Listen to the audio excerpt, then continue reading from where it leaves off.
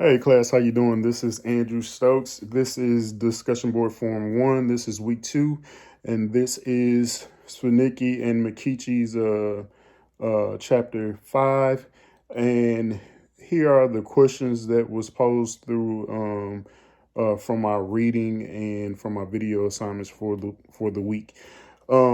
After thoroughly and reflecting reading chapter 5, and Swinicki and McKeechie answered the following. What are learning techniques from chapter 5? Chapter 5 might you implement as you develop your own active learning strategies for your class product? What could you adapt from that chapter discussion to your short 30-minute presentation? Think broadly and come up with 7 to 10 ideas. What do you think are great ideas and why they fit into your teaching topic well?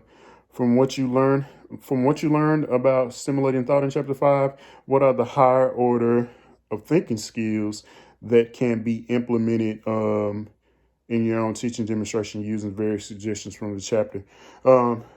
This is what I thought. Answering question 1, I thought chapter 5 was a very interesting read.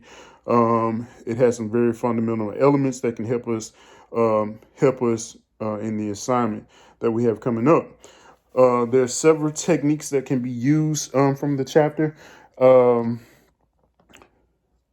I think that starting the discussion is a common experience, and I think it helps the class to relate to whatever the topic is that you'll be teaching. It helps the class relax. It helps the class focus.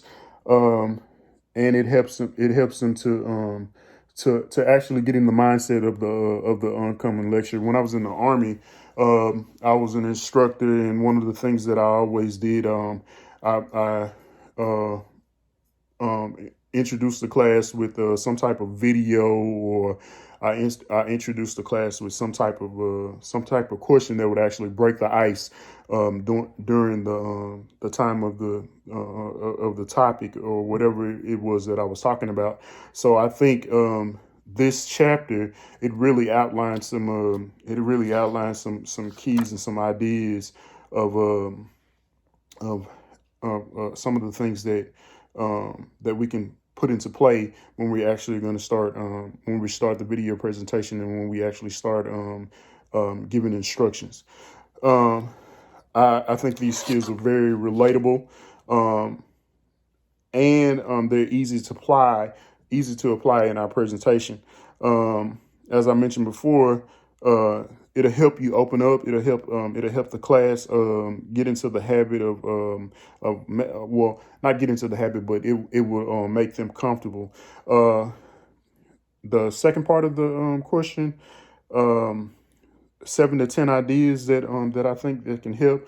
I think one is visualization. Whenever you can see something, it's easy and it makes it more relatable to whatever it is that you're talking, visual aids or any type of cooperative learning.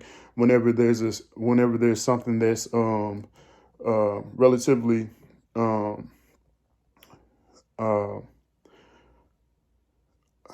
that can help the class learn the material. I think that'll help differentiation, making the class more acceptable, and making the class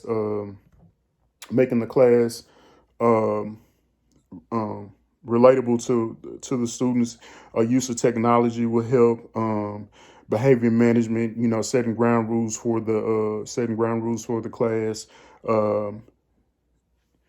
Inquiry-based instruction, get the class involved in whatever it is that you're going to do, and get the class, get them actively involved in teaching, get them actively involved in the discussion that's going on in professional development. Give them something that can help them. And it also makes it relatable to them, and it makes it more interesting to learn. The second part of the question. like I said, chapter 5, it raised some interesting thoughts. It really got us into thinking, and those higher order thinking skills. I think the ones that will come into play the most are analyzing, evaluating, and understanding. Those three can really help in the class, and those three can really uh, make if you're analyzing their thinking, if they're evaluating, they're looking at the material, and then finally if they're understanding, they're trying to grasp whatever it is that you're putting out. So I think that can help along with your instruction, and it can make whatever your topic is more interesting and relatable. Again, class, my name is Andrew Stokes. This is discussion board 4 and 1, and I thank you guys for your time. Thank you.